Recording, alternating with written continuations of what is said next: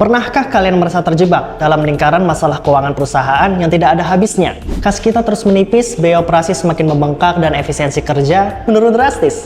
Apa yang bisa kita lakukan? Hai semuanya, selamat datang di channel kami. Hari ini kita akan membahas bagaimana seorang CFO yang cerdas bisa mengelola arus kas, mengurangi biaya, dan meningkatkan efisiensi perusahaan. Jadi, tetap bersama kami karena kita akan memberikan solusi nyata yang bisa langsung kalian terapkan. Langkah pertama yang harus kita lakukan adalah mengidentifikasi masalah keuangan yang sedang kita hadapi. Biasanya, masalah ini muncul dari 3 area utama: arus kas, biaya operasional, dan efisiensi kerja. Arus kas adalah aliran masuk dan keluar uang dalam perusahaan kita. Masalah arus kas seringkali terjadi ketika penerimaan kita lebih kecil dibandingkan dengan pengeluaran. Ini bisa membuat perusahaan kita kesulitan untuk memenuhi kewajiban jangka pendek. Selanjutnya, biaya operasional adalah semua biaya yang kita keluarkan untuk menjalankan bisnis sehari-hari. Ketika biaya ini tidak terkendali, margin keuntungan kita bisa tergerus. Dan terakhir, efisiensi kerja.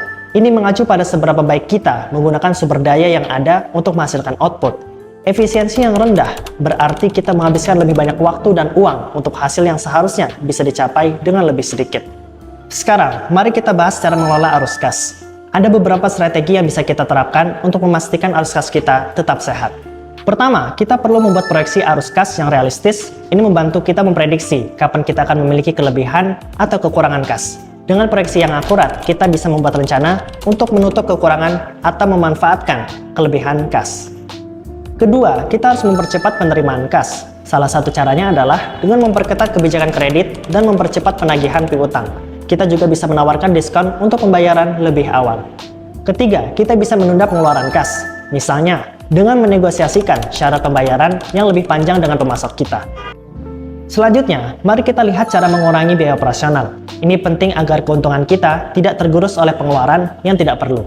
Salah satu cara efektif adalah dengan melakukan analisis biaya manfaat. Ini membantu kita menentukan apakah suatu pengeluaran benar-benar memberikan nilai tambah bagi bisnis kita. Selain itu, kita bisa mengurangi biaya dengan mengadopsi teknologi baru yang lebih efisien. Misalnya, menggunakan software otomatisasi untuk mengurangi waktu dan tenaga yang dibutuhkan untuk tugas-tugas rutin.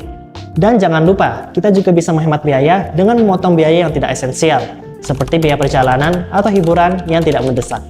Sekarang, mari kita fokus pada peningkatan efisiensi kerja. Ini bisa menjadi game changer bagi produktivitas dan profitabilitas kita. Pertama, kita perlu mengoptimalkan proses kerja kita. Ini bisa dilakukan dengan memetakan alur kerja dan mengidentifikasi titik-titik yang bisa diperbaiki.